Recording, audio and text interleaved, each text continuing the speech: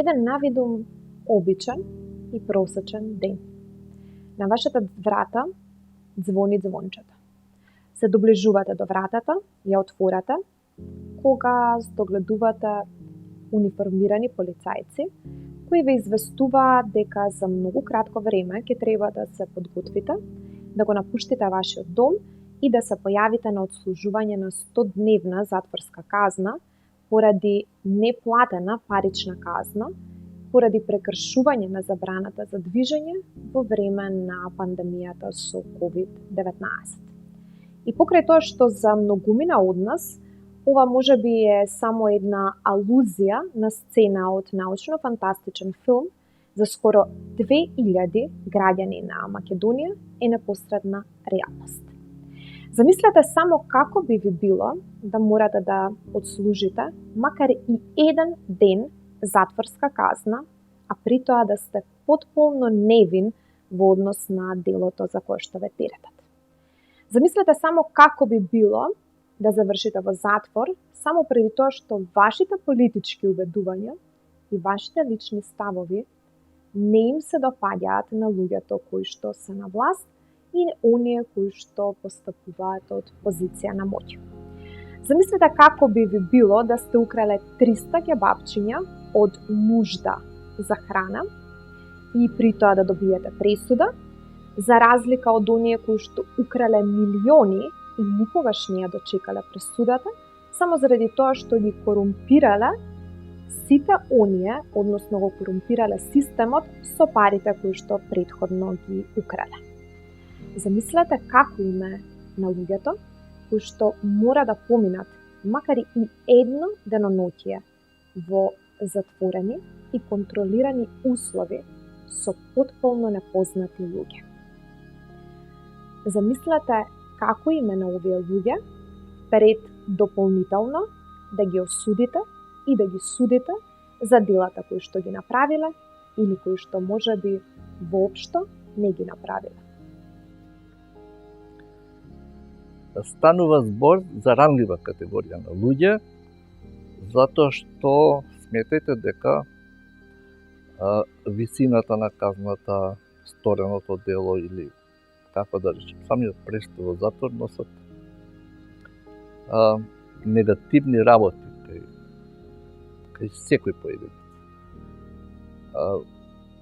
Не е лесно да се мине, јас би рекол, еден ден, не пак. Еден ден, знаете колку е мачно да минете еден ден неправедно осуден. Тамо, посебно во делот на притворското одделение, е пекол. Да ви кажам само нешто. Мора да разграничиме неколку работи.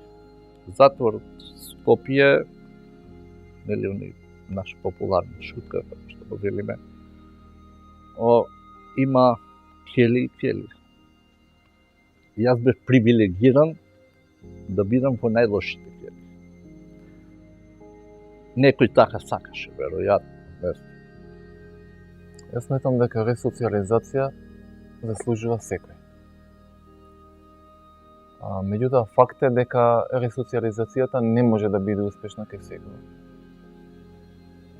Втора шанса, дали заслужува секој, ние кои што сме вработени во секторот за ресоциализација, поаѓаме од началото дека заслужува секој. Затоа и работиме и се обидуваме да работиме со сите нив. Јас се согласувам со вас и кај нас, и ние сме луѓе, и кај нас се појавуваат некои етички прашања, меѓутоа доколку си професионалец ќе го работиш тоа што за кое што си обучен и ќе се обидеш да допреш до секој. Јас сум свесен за тоа дека постојат спротивставени мислења на оваа тема. Некои сметаат дека доживотниот затвор е превисока казна, некои сметаат дека треба да постои не само доживотен, туку и смртна казна. Меѓутоа, јас би се задржал на тоа дека секогаш треба да се обидеме, барем да се обидеме, да допреме до некого и да се обидеме да го промениме. Доколку не можеме, тоа е тоа. Многу затвореници знаат после нивното отслужување на казната да ни се вратат назад кон тоа дело, да го повторат и повторно да бидат казнети или во овој случај затворени. Така да казната е еден вид на ситуација која што сакаме да прво влијае кон другите, сакаме на другите од општеството да им покажеме дека тоа поведение не е прифатено, а после целта ни е самата личност која што е затворена да ја казниме со тоа што ќе ја демотивираме во наредни ситуации да го повторува тоа дело. А нормално знаеме дека затворањето е еден вид на изолација, социјална депривација би кажале. Сега сепак зависи во каква установа е насочена личноста, но најчесто тоа е најголемиот предизвик кој што го имаат тие личности кои што се затворени. Секој човек има право на втора шанса, но што доколку таа втора шанса не му е обезбедена и не му е дадена. Во теорија, секое лице кој што отслужило затворска казна има право на поправен, односно има право да биде впуштен во процес на ресоциализација. Но покрај тоа што затворите се единствената институција која што работи на ресоциализација на лицата кои што отслужуваат затворска казна, ниту една друга институција во Македонија нема идеја како да им помогне во процесот на ресоциализација на лицата кои што отслужиле затворска казна. Сепак, и во рамките на затворите, односно во рамките на секторот за ресоциализација, постојат низа проблеми со кои што се справуваат вработените. Неколку од нив ќе ги наброиме во продолжение.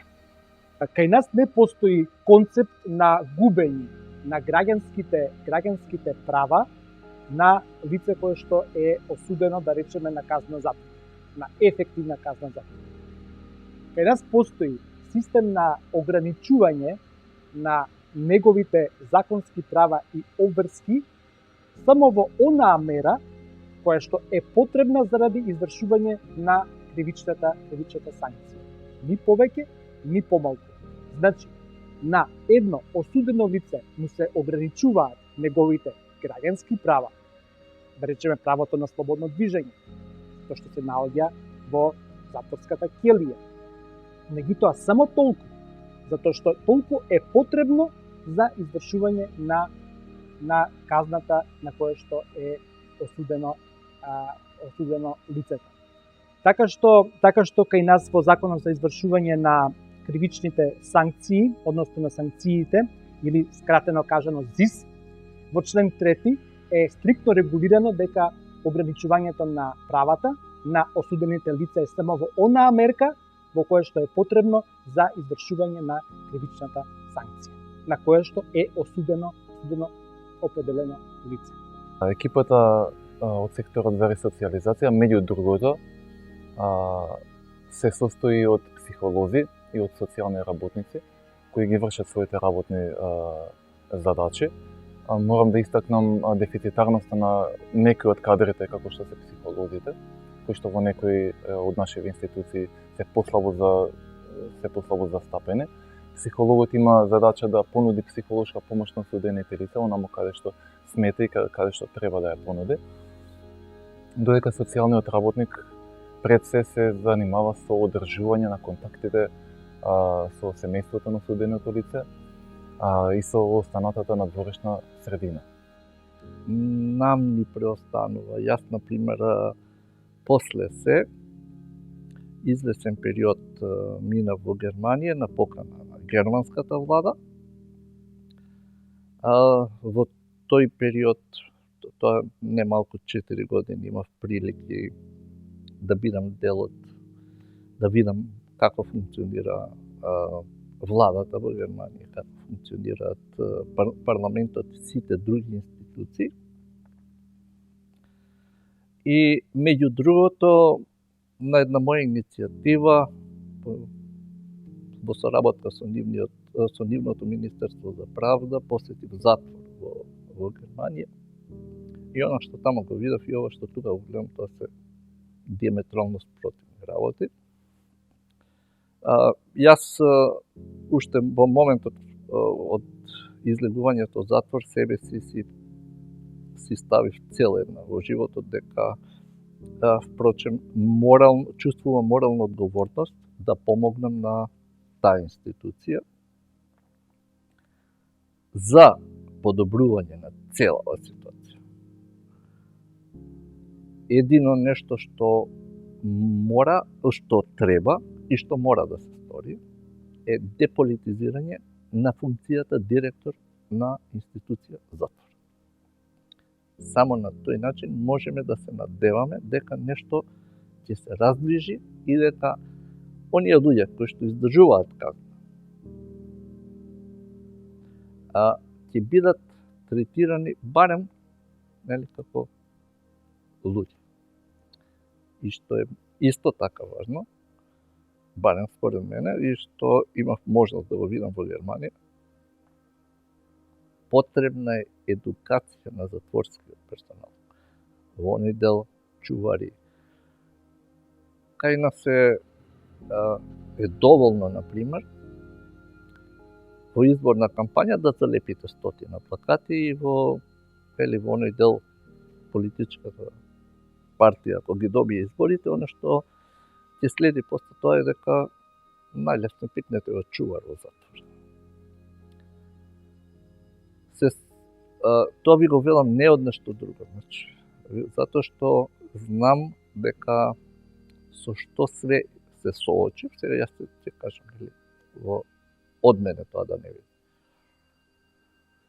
Со што се соочив додека бев во притвор и додека бев подоцна на издржување на казната затвор. Еден на момент од оделна група луѓе нецивилизиран однос. Вие му велите добро утро, тој ви кажа.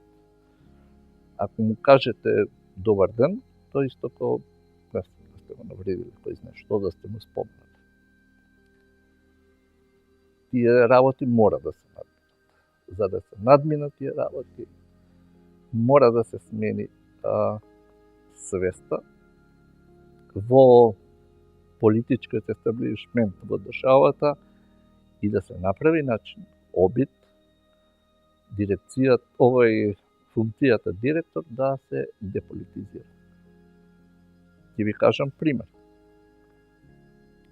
Кога бев во затворот во Германија и во разговорот со директорката, поставив едно за нас, ќе речете нормално прашање, нели?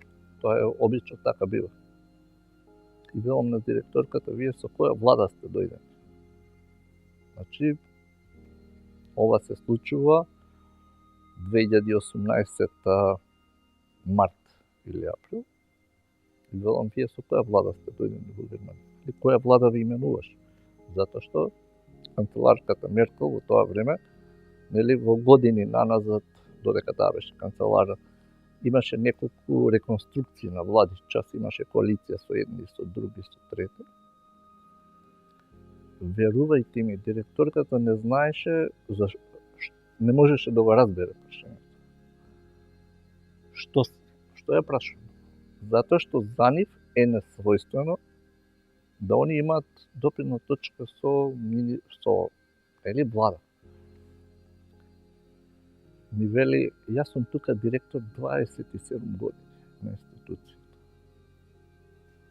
Има проверки од невладин сектор, од Министерство за правда, од разни други комисии.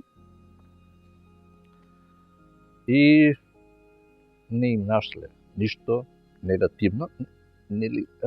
Може би имало забелешки, но тие забелешки во кус временски период се надминати и тамо функционира безпрекорно. Еден голем проблем кој што го имаат сите, нашето општество и другите држави, мислам тоа дека стигматизирани се затворениците и многу потешко можат да најдат работа. Што е доста нормално кога ќе размислиме од логички аспект, со оглед на тоа што ние сме насочени кон тоа да се чувствуваме сигурни и не се чувствуваме сигурни кога ќе слушнеме дека некој бил и отслужил затворска казна, што реално е само една стигматизација, не мора ништо да значи. Имаме секаков вид на затвореници и не се сите врзани за некој кривично дело и не се опасни. како што ги спомнавме, тие што од нужен аспект го направиле тоа дело, тие и самите не се чувствуваат опасни, затоа што и реално и не се опасни за самото општество, но веднаш нив ги враќате во еден систем каде што системот луѓето малку и да кажеме се понесигурни и се плашат, нели, од самата ситуација, и тоа е прилично нормално. Многу е тешко за нив да најдат соодветна работа. Многу е тешко да се вратат во тој колосек. Сите овие пречки ги демотивираат и ги терат личностите да се враќаат на тоа што го знаат. Ако збориме за некој кој што го повторува делото, они се враќаат најчесто за тоа што немаат друг начин и не можат да се снајдат во друг правец. И кога се чини дека вистинскиот хорор за лицата кои одслужиле затворска казна веќе завршил со нивно излегување од затворите, надвор ги чека уште поголем хорор. Многумина од нив се среќаваат со нарушени социјални односи, развод на бракови, невработеност, недоволна економска поддршка и помош од државата. Општеството дополнително ги дискриминира овие луѓе, токму поради тоа што ако едно лице кое што било осудено, односно одслужило затворска казна, се обиде да добие, односно најде некоја по-сериозна работа, ќе мора да извади потврда дека никогаш не било осудувано. Таква потврда нема да ја добие и токму тоа е причината зошто нема да најде и соодветна работа. Поради недостаток од решенија, многу од овие лица не можат да се адаптираат во системот надвор од затворите, па го повторуваат делото и се враќаат во затворите, кои за дел од нив представуваат сигурни куќи. Целта на ресоциализацијата е кога ќе излезе самата личност, кога ќе оди на слобода, кога ќе заврши со периодот, нели, каде што ја одслужил својата казна, да се врати во општеството и да почне да биде конструктивен дел на тоа општество. Сега имајте во предвид сите програми ние кои што сме ги гледале, почнуваат во самиот, нели, затвор, во установата каде што лицето ја издржува таа казна. Тие почнуваат со тоа да се образуваат, разговараат со групи на поддршка, индивидуални сесии. Секогаш многу зависи од одредено подрачје, од колку тоа подрачје е можно, нели, да дозволи, кои се потребите на самата личност кога ќе види институционално што му треба на тој човек за да може, нели, да се ресоциализира и да напредува. Така да има многу начини како да се пристапи, нели, спомнавме психолошка поддршка, имате често некои од затворниците, нормално како и сите луѓе, нели, пројавуваат и некои психички здравието им е нарушено, психички проблеми кои што треба исто така да се видат, така да целата таа работа почнува во самата институција.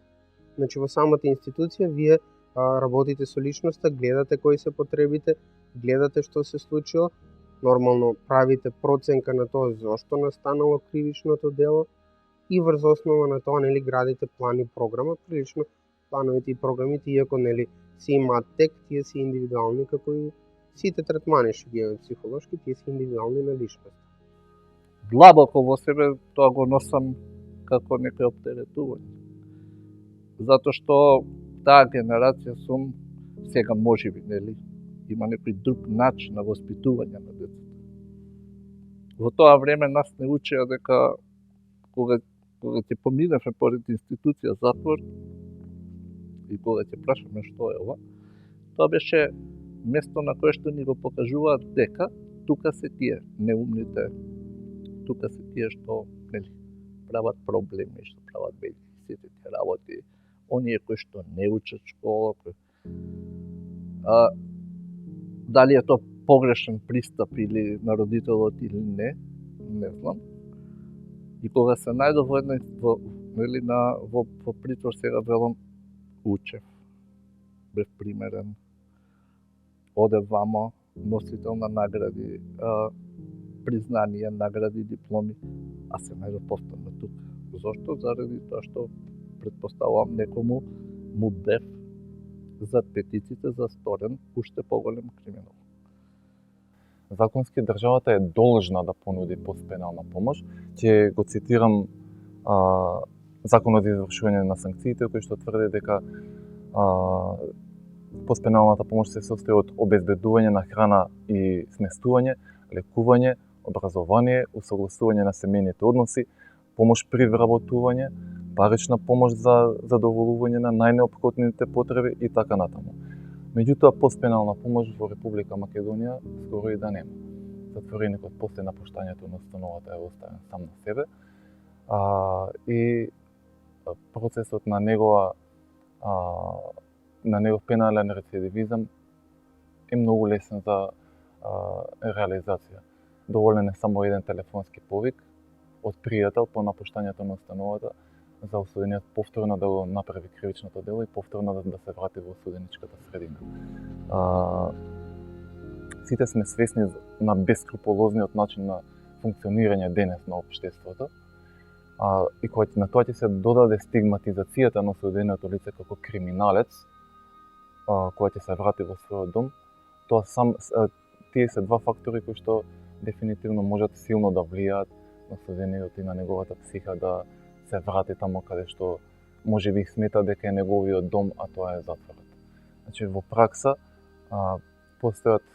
постои пеналната помош во теорија и се работи на неа, меѓутоа во пракса тоа не е баш така и сметам дека државата треба повеќе акција да превземе во однос на тоа, да не покажуваме со листови хартија пред меѓународната заедница дека еве работиме ние на случајот, а всушност не го правиме тоа.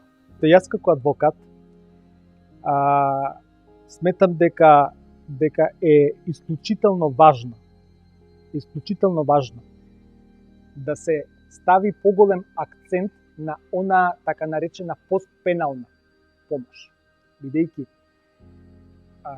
од обемот на таа постпенална помош, од видот на таа постпенална помош, зависи многу како едно лице ќе продолжи да живее во општествени околности. Бидејќи с наоѓањето на тоа лице во новите за него околности е многу битно од аспект на тоа дали лицето ќе биде повратник, односно повторно ќе направи ново кривично дело или ќе го повтори истото кривично дело. Значи, постпеналната помош штити од поврат, од враќање во состојба на криминалитет. Конкретно кај нас, читајќи го, како што кажа, Законот за извршување на санкции, тој постпеналната помош ја сведува на тоа што лицето ќе го добие како помош од самата установа во која што престојувал, казнено поправниот или воспитно поправниот дом, од тоа што ќе го добие од Центарот за социјална работа на база на прописите за социјално осигурување, односно се извинувам, социјална заштита, и на база на тоа што ќе го добие од судијата извршител доколку му се обрати. Што сметам дека е малку. И искуството мислам дека покажува дека е малку, затоа што на едно лице, посебно на лице кое што долги години престојувало, да речеме во затворски услови, него му е многу потребна институционална заштита од повеќе страни и институционална заштита во поголем обем. Тука мора да бидат вклучени и други субјекти, односно институции, и мора да се зголеми обемот на помош кој што едно лице после излегувањето од, да речеме, издржувањето на казна затвор би ја добило во услови кои што за него се нови, бидејќи знаете како што се привикнувате на слобода, така се привикнувате и во затвор. И како што е тешко да го смените, да речем, својот статус од слободен човек во затвореник, уште потешко е да го смените својот статус од затвореник во слободен човек. Посебно ако немате можност да најдете работување, ако немате можност да најдете, да речеме, сместување, ако имате исклучително нарушени или прекинати семејни односи. да, тука Центарот за социјална работа и установата во која што лицето престојувале, па и судијата кој што е овластен да ја извршува санкцијата, можат да помогнат.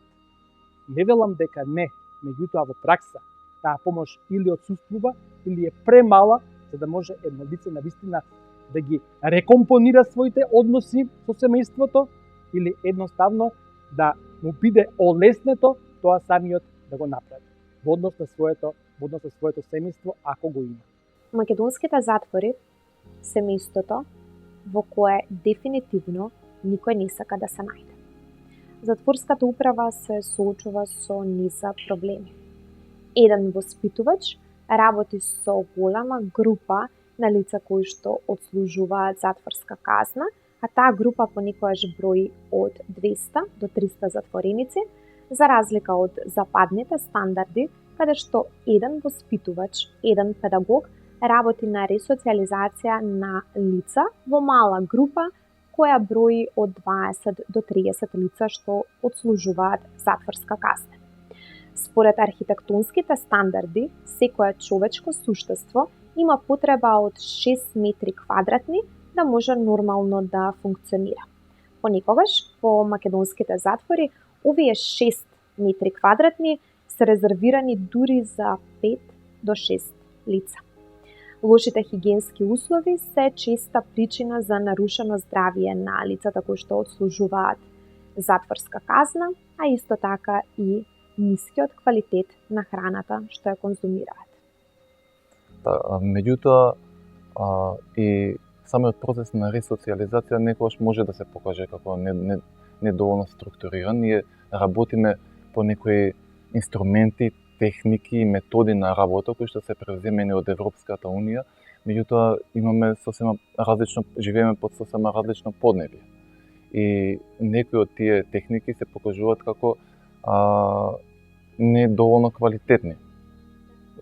Зборам за македонското општество. Дополнително проблем е недоволната екипираност во секторот за ресоциализација. Веќе кога зборуваме за влегување во Европска Унија, во европските закони, а така и во македонскиот закон, еден воспитувач може да води од 15 до 30 осудени лица, додека во македонските затвори се случува еден воспитувач да води група од 100 осудени лица. И прашањето е како може тој воспитувач, какви форми на третман може да понуди на 100 осудени лица, а истите да бидат темелни и да донесат успех. Јас верувам дека државата се обидува да обезбеди соодветни услови за вработените и за осудените лица, за полесен процес на нивна ресоциализација.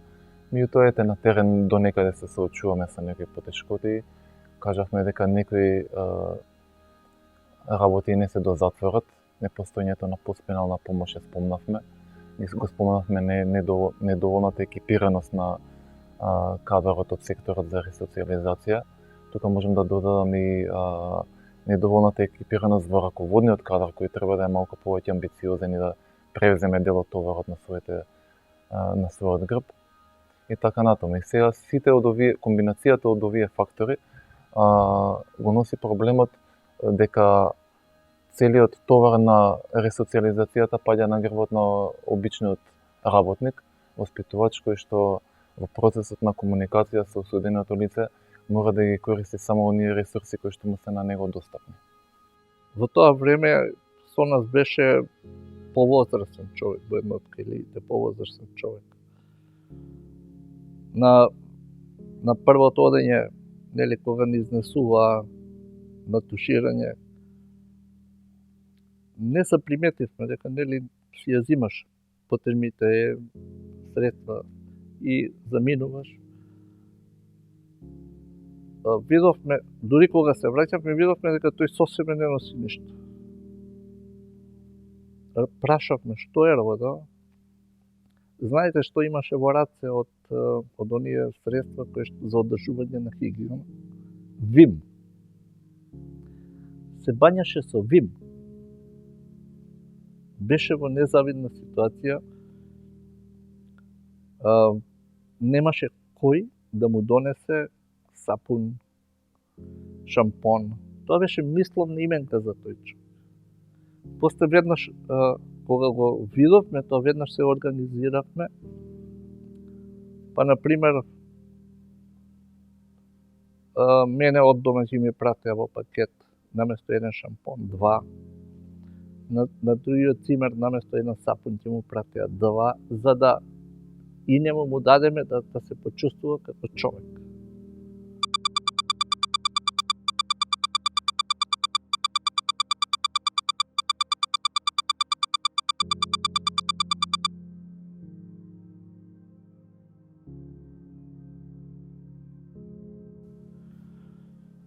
Првите денови во притворот апсолутно сте оставен, нели, само на луѓето што ви се околу вас.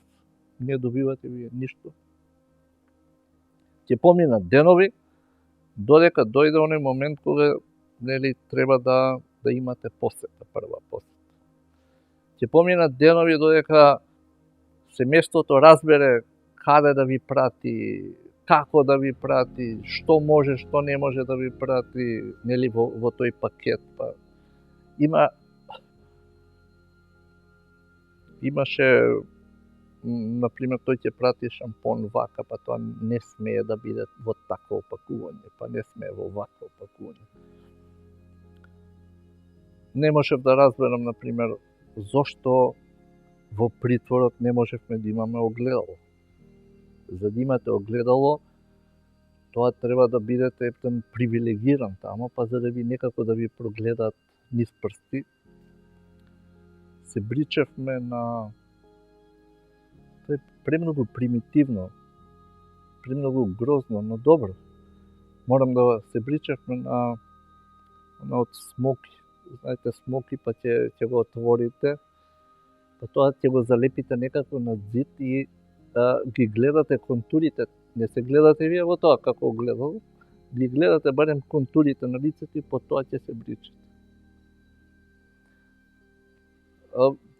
Не знам, многу работи треба да се, но сакам да посочам, освен она, таа дисфункционалност на институциите. Има една друга работа што е проблем тука кај нас.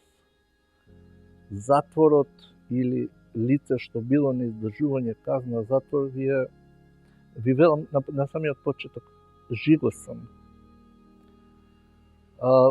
Има еден податок дека 70% од лицата кои се на подолгогодишна казна затвор дека веќе имаат нарушени односи во семејствата и дека тие излегуваат од затвор со развод, да, со веќе растурени брачни односи. Минав целото време го минав во ќели, например, димензионално ако гледаме 4x2, значи 8 квадратни метри, во кој што ви е засметан и тоалетот. Во тие 8 квадрати бевме 4 лица. Некој пат 5, некој пат 6. Уметност е да најдете место за 6 лица во една таква, мислам да се сместите во една таква квадратура.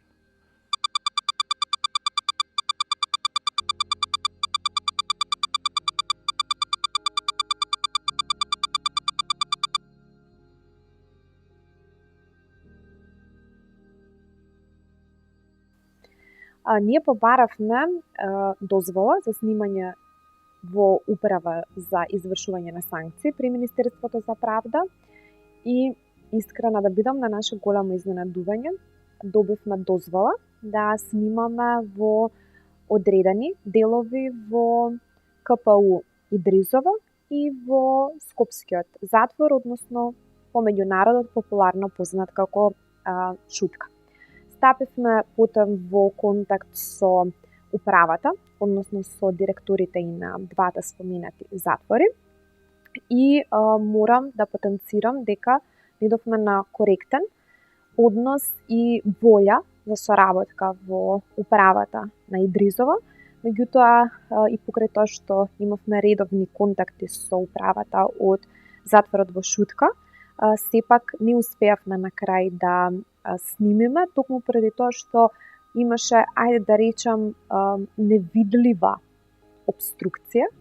И она што исто така морам да го потенцирам е што управата за извршување на санкции нам ни даде одобрение да снимаме само во отворениот дел од затворот во Идризово. При посетата на Идризово на ден 23 август, тогаш го обавивме снимањето во предпладневните часови, имавме постојана придружба од лице кое што е вработено во управата на казнено-поправниот дом во Идризово. Го снимивме само отворениот дел од затворите.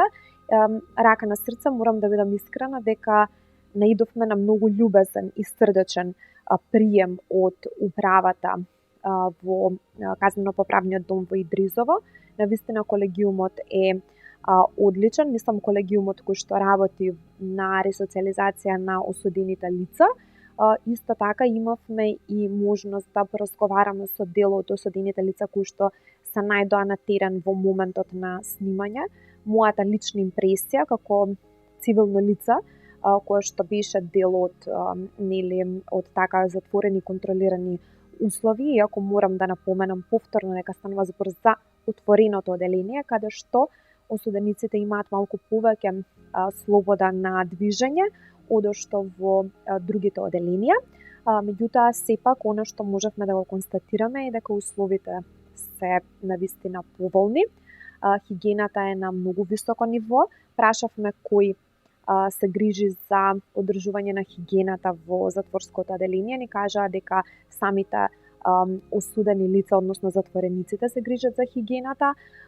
Исто така поразговаравме со дел од нив и наидовме на една човечка топлина и љубезност и радост за нашата средба, така што сиот оној, да кажам, стереотип што можеби ние како цивилни лица кои што не сме биле во контакт со затворските оделенија и со осудените лица, односно лицата кои што во моментот се наоѓаат на извршување на затворска казна, сите стереотипи ни падна и свативме дека тие се во суштина луѓе кои што комуницираат на многу сроден начин како и ние, ги имаат истите проблеми од жешкото време, од потењето, ги имаат истите, да кажам, грижи за иднината и така натаму и така натаму.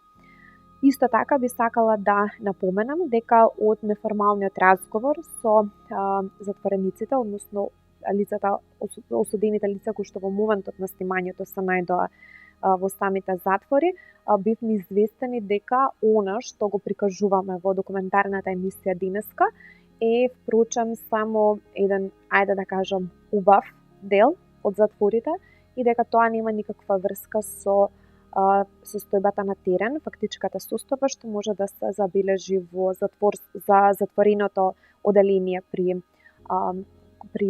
КПУ Идризово и со притворското оделение во Шутка, каде што според нивните сведоштва условите се далеку полоши од она што може да се види во отвореното оделение во Идризово. Лицата кои одслужуваат затворска казна имаат своји права пред секако човечки суштества во генералниот корпус на човекови права и слободи, но и со однос на околностите во кои што се наоѓаат. Лицата што одслужуваат затворска казна може да се обратат до народен правобранител.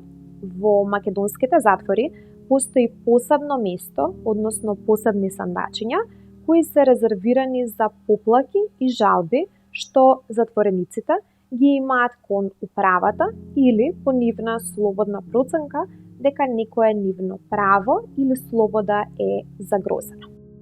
На почетокот мора да кажам дека затворениците имаат своји права и слободи кои што се дефинирани со Законот за извршување на санкциите и со куќниот ред на установата каде што тие престојуваат, како и дополнително со останати европски закони и македонски подзаконски акти и правилници. Овие права се скоро еднакви со правата на слободниот граѓанин, да се изразам така.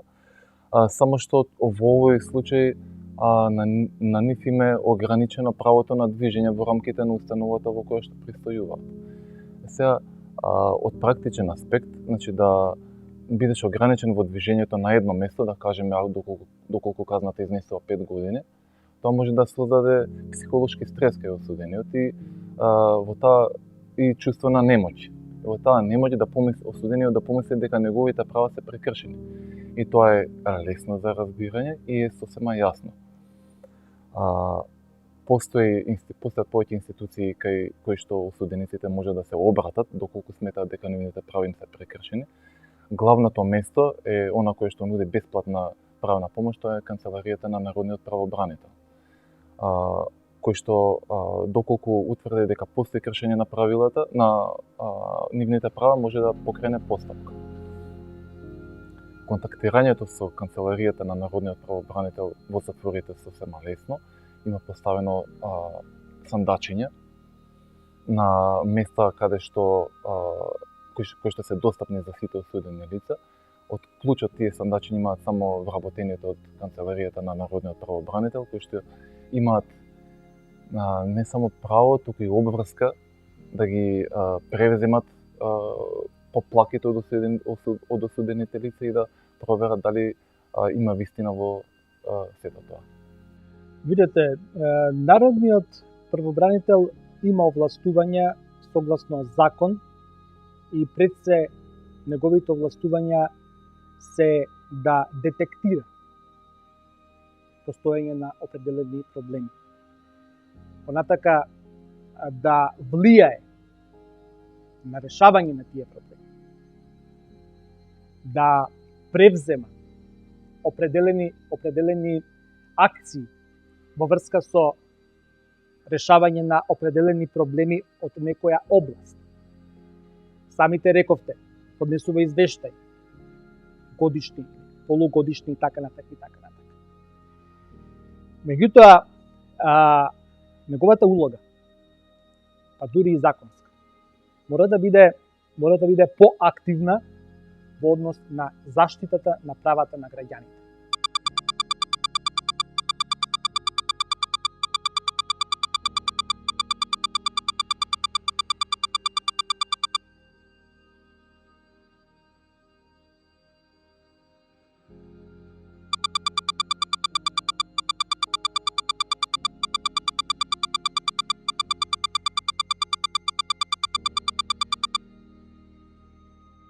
Со цел да се олесни комуникацијата со институцијата Народен правобранител, во 2007 година во затворите поставени се посебни сандачиња во кои лицата лишени од слобода може да доставуваат представки.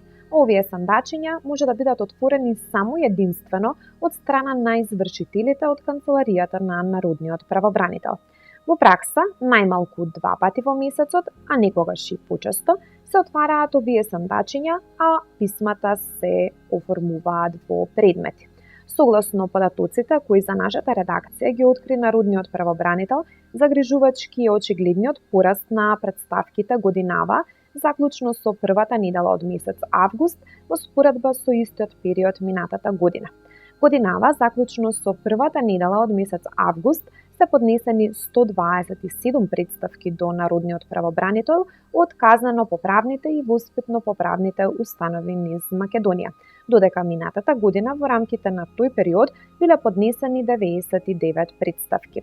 Лицата кои извршуваат затворска казна, согласно податоците што ги добивме од Народниот правобранител, најмногу се жалат на недостаток на здравствена заштита, а Народниот правобранител при теренска контрола забележал дека во затворите нема лекар и дека осудените лица ретко се изведуваат надвор од затворите со цел да им биде пружена соодветна здравствена нега. Народниот правобранител истакна дека не е мал број на представките кои се однесуваат на честите конфликти помеѓу лицата на издржување затворска казна во затворот во Идризово. Честите конфликти помеѓу лицата на издржување затворска казна се последица на пречекорување на оптималниот број на сместени лица и преполнување на сместувачките капацитети. Од Канцеларијата на Народниот правобранител Кусо ги оценија затворските услови како нехумани и понижувачки поради лошите хигиенски услови и немањето доволно кревети, поради што затворениците често спијат на душек на подот од келијата или ходниците. Која е улогата на јавните и државните институции во спроведување на процесот на ресоциализација е прашање на кое скоро никој нема одговор. Се обративме и до Министерството за труд и социјална политика и побаравме да ни одговорат колку лица во моментот користат некаков тип на помош и поддршка за ресоциализација откако одслужиле затворска казна и кој тип на помош го нуди Министерството за труд и социјална политика. Но и покрај тоа што имаат законска обврска според Законот за слободен пристап до информации од јавен карактер во рамките на нивните надлежности, никаков одговор од ова министерство не добивме. Очигледно е дека дел од македонските институции се однесуваат како граѓаните да имаат бесконечно долго време за чекање на нивниот одговор, а дел од нив потполно ги игнорираат барањата на граѓаните. Процесот на ресоциализација, помош и поддршка на лица кои одслужиле затворска казна и е доверен само на хумани поединци, на совесни и свесни луѓе и на дел од граѓанските здруженија.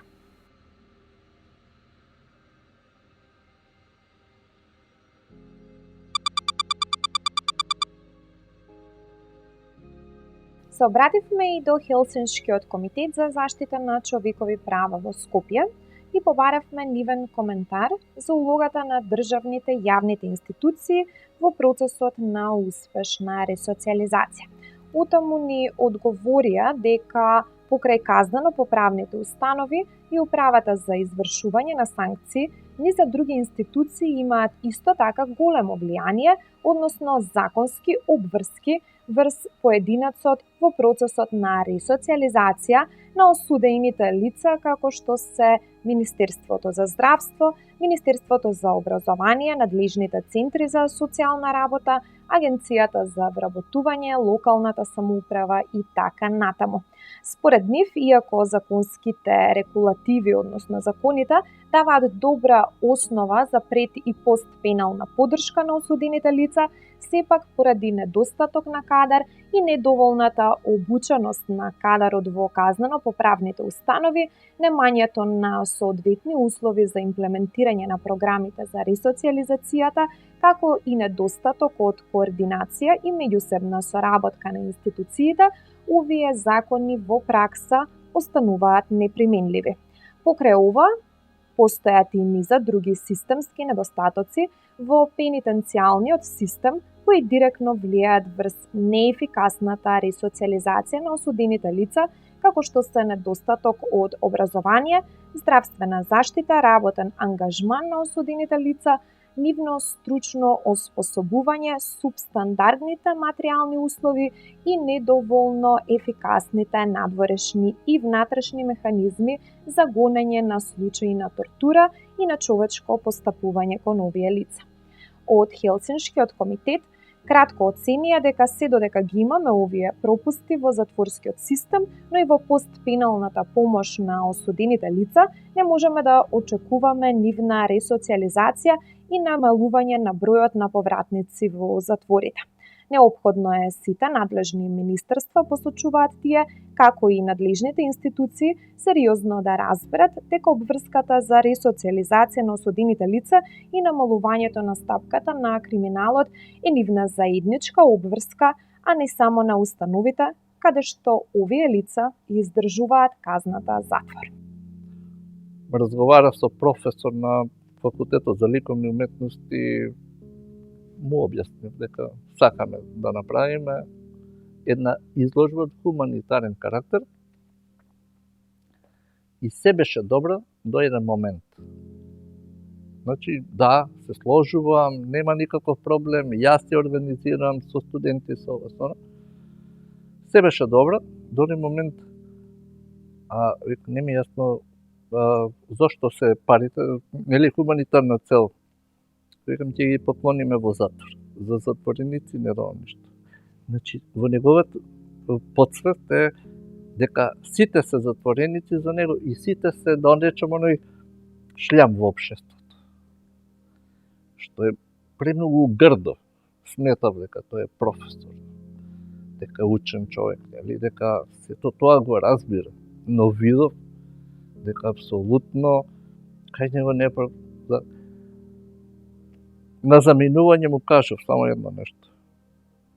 Професор, возите ли вие кола? Да. Знаете ли дека со самото ставање на клуч во бравата на автомобилот дека вие сте потенцијален сторител на кривично дело? Па многу пати до сега по разни основи се вклучувам во разни активности. Многу малку сум го изнал тоа во јавност. Дали собиравме донации преку продажба на уметнички дела, организиравме изложба, во неколку наврати книги, односно да го збогатиме библиотечниот фонд во затворот Скопје.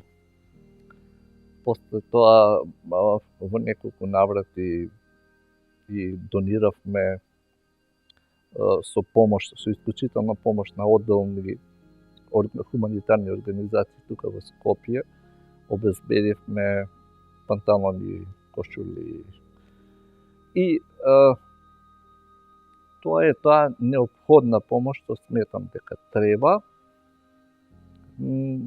Еве, во текст сме, да ви кажам, во разговори со Министерството за труд и социјална политика на една моја иницијатива да обезбедиме,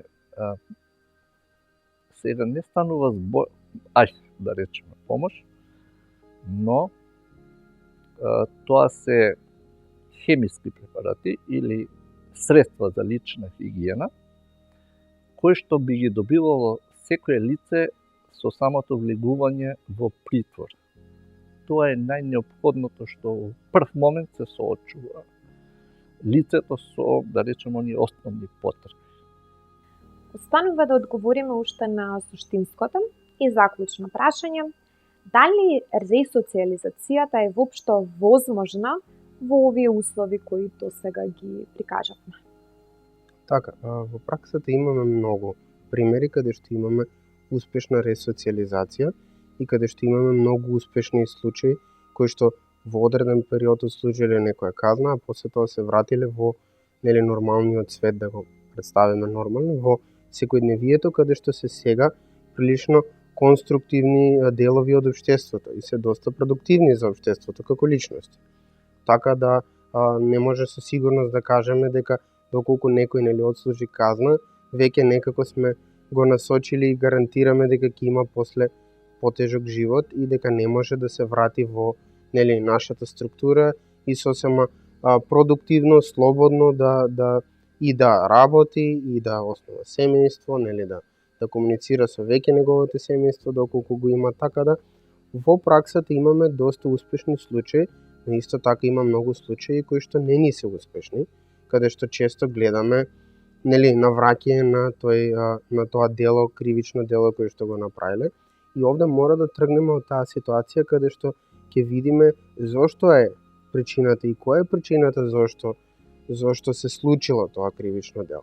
Пример, вие доколку работите со личности кои што доаѓаат од социјално ризични и загрозени групи, можете да видите дека некои кривични дела, за жал, и тоа го гледаме често, ние во нашите истражувања, се принудени, да кажеме, да го направат тоа кривично дело како крадење, за да може да се личноста да конзумира храна. Тие се едни од основните кои што ги кажуваме кога збориме за оваа работа. И после доаѓа до прашањето кој бил изборот на таа личност, кога го извршил ова кривично дело. Ќе кажам дека ресоциализацијата не е магична стапче која може туку така да поправи некое поведение. Ресоциализацијата ретко дава резултати, меѓутоа дава, затоа и постои. Од една страна ги знам условите со кои што тие луѓе се соочуваат уверен сум дека дел од нив го надминале сето тоа, нели? Имаат шанса да навторат, да речем, да продолжат со животот. Впрочем, ама не се сите за убиство, не се сите за ово или за тоа. Некому му се случило ова, некому тоа. Некој тоа го направил со умисла, некој со помалку, да речем, умисла, или сакал да се снајде, да на крајот на криштата, нели имавме еден случај, човек што украл 300 кебапчиња. Видете, тие лица се соочуваат и со отпор во рамките на институциите, во рамките на семејството, во рамките на средината во која што живеат. И тие се најчесто ставени во ситуација да веќе не знаат кому да му се обратат, па се обраќаат и кај адвокатот. И адвокатот може да помогне. Може да помогне од аспект на тоа да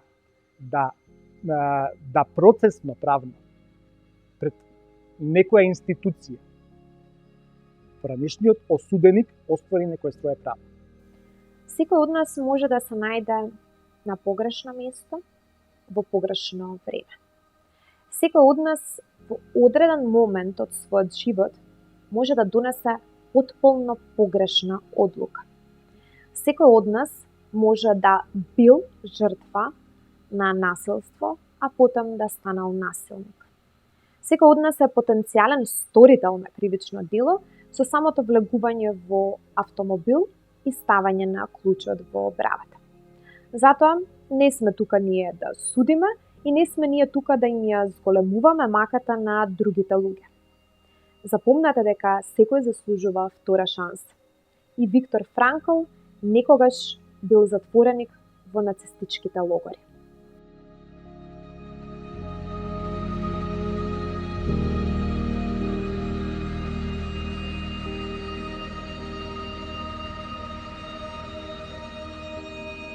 Thank you.